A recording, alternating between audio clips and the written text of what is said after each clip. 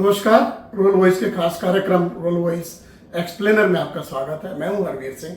आज हम बात करेंगे कि सरकारें किस तरीके से फॉर्मूले इजाद करती हैं अपने कामकाज को बेहतर दिखाने के लिए। ये मामला जो है महंगाई दर का है जिस पर हम बात कर रहे हैं।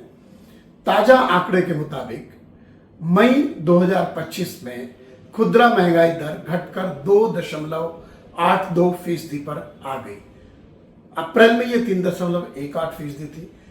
इस महंगाई दर के कम आने के पीछे जो सबसे बड़ी वजह है वो है खाद्य उत्पादों की कीमतों में भारी गिरावट का आना। उपभोक्ताओं के लिए अच्छी खबर है, सरकार की नीतियां बनाने वाले लोगों के लिए अच्छी खबर है। अभी पिछले दिन हमने देखा कि रिजर्व बैंक की जो मौद्रिक नीति कमेटी है उसने की सिफारिशों पर ब्याज दरों में नीतिगत ब्याज दरें जिसे रेपो रेट भी कहते हैं हम लोग, 0.5% की बड़ी कटौती की गई लंबे समय के बाद, क्योंकि महंगाई दर कम हो गई थी। अब ये 2.82% पर आ गई क्योंकि रिजर्व बैंक का जो टॉलरेंस लेवल है वो 4% का है, उसके ऊपर नीचे 2% कम ज्यादा का। तो ये एक तरीके से जो इंडस्ट्री है, जो मार्केट्स हैं, उनके लिए अच्छी खबर है। लेकिन मार्केट, उपभोक्ता और इंडस्ट्री की अच्छी खबर किसान को रुलाने वाली साबित होती है। ये इस मामले में हम आपके सामने रखेंगे। महंगाई दर के घटकर इस स्तर पर आने के पीछे जो सबसे बड़ी वजह है वो है खाद्य महंगाई दर का घटना। मई महीने में जो फूड इन्फ्लेशन है ओवरऑल महंगाई दर में, उसका वेटेज काफी ज्यादा है, करीब 40%, वो घटकर रह गई है 0.99%, यानी 1% से भी कम। मैं कहूं कि 2024 मई में जो खाने पीने की चीजों के जो दाम थे उनमें और अब के बदलाव में 0.99% का अंतर मात्र आया है।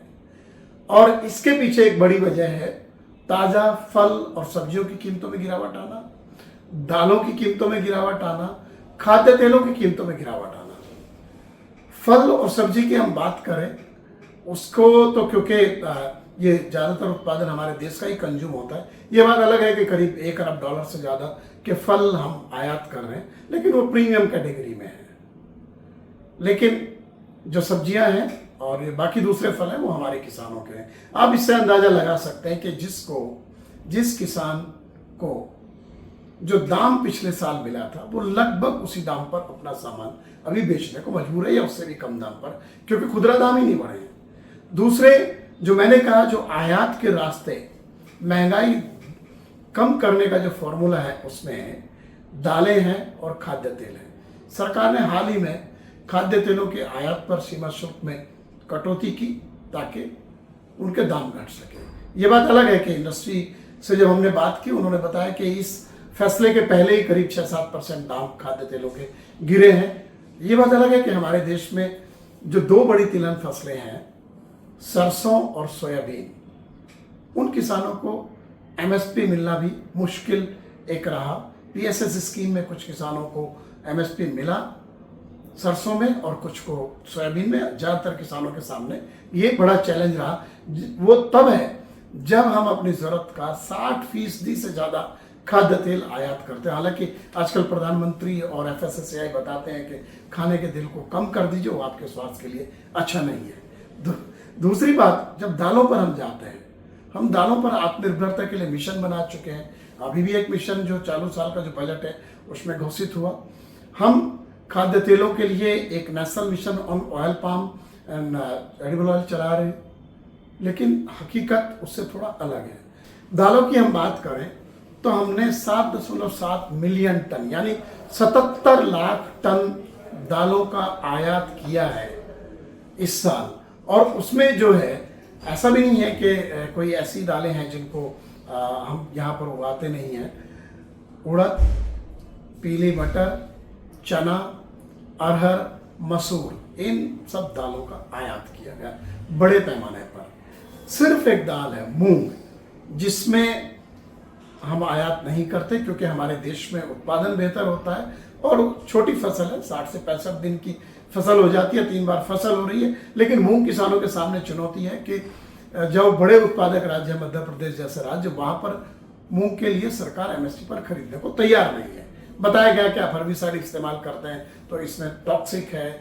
ये तो बाकी उत्पादों पर भी हम देखें, जो दूसरे हम फल सब्जियां खाते हैं उसमें जो पेस्टिसाइड का रेजिड्यू लेवल क्या है उसकी कोई मॉनिटरिंग तो हो नहीं रही है। और इवन जो कंपनियां एक्सपोर्ट करती हैं, जब उनसे बात करो वो कहते हैं कि घरेलू बाजार में जब ये उत्पाद है उसमें रेजिड्यू लेवल का स्तर बहुत ज़्यादा है। अब मैं दाल पे अगर आता हूँ तो जो आंकड़े हैं उसमें हमने 20 लाख टन से ज़्यादा येलो मटर, जो पीली मटर जिसे हम कहते हैं, उसका अधिकांश आयात कनाडा और ऑस्ट्रेलिया से होता है, उसका आयात किया।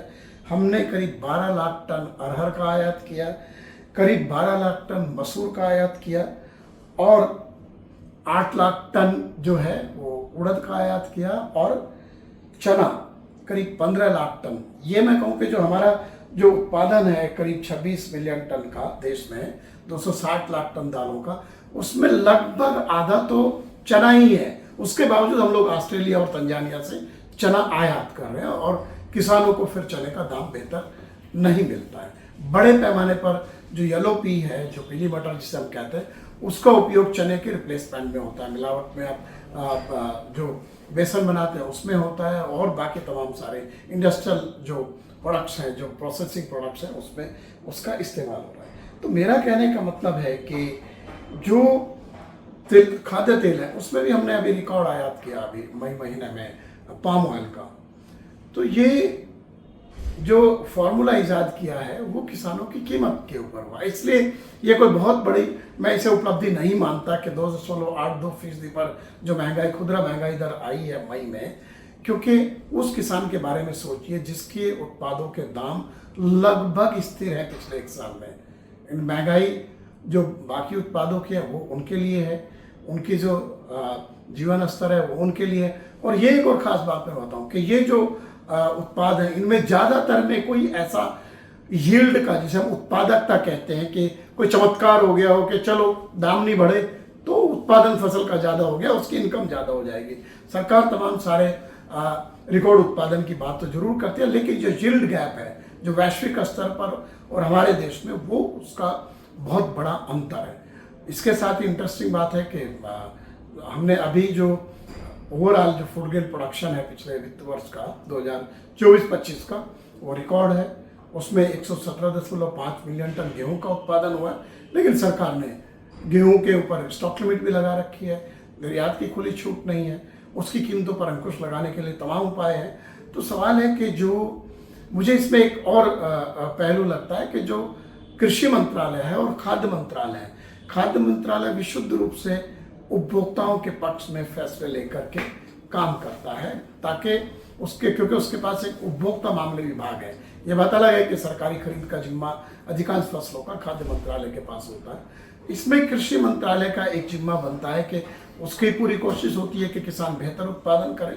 किसान उत्पादन करते हैं, लेकिन जहां पर एक बड़ा अंतर है, जहां आयात निर्भरता बरसों बरस दशकों से बनी हुई है, वो आयात निर्भरता तब तक नहीं टूटेगी जब तक हम किसानों को अधिक उत्पादन के लिए प्रोत्साहित नहीं करेंगे।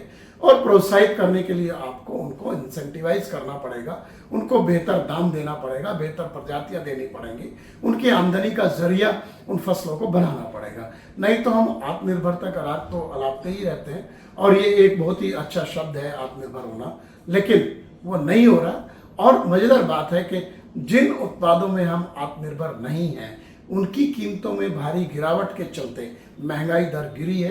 तो एक तरीके से ये जो फॉर्मूला है कि आयात से महंगाई को कम करना, वो दीर्घकालिक रूप से ना देश के हित में है ना हमारे किसानों के हित में है। रूरल वॉइस एक्सप्लेनर के इस एपिसोड में आज इतना ही। हम फिर आएंगे आपके पास एक महत्वपूर्ण मुद्दे पर बात करने के लिए। आप हमारे यूट्यूब चैनल रूरल वॉइस इनको जरूर सब्सक्राइब करें और कृषि, ग्रामीण अर्थव्यवस्था से जुड़ी खबरें, विश्लेषण, टेक्नोलॉजी और ताज़ा अपडेट के लिए हमारी वेबसाइट हिंदी में ruralvoice.in, अंग्रेजी में eng.ruralvoice.in को सब्सक्राइब करें। हमारे social media handles Facebook, Twitter, LinkedIn, rural voice इनके नाम से उनको सब्सक्राइब करें। नमस्कार।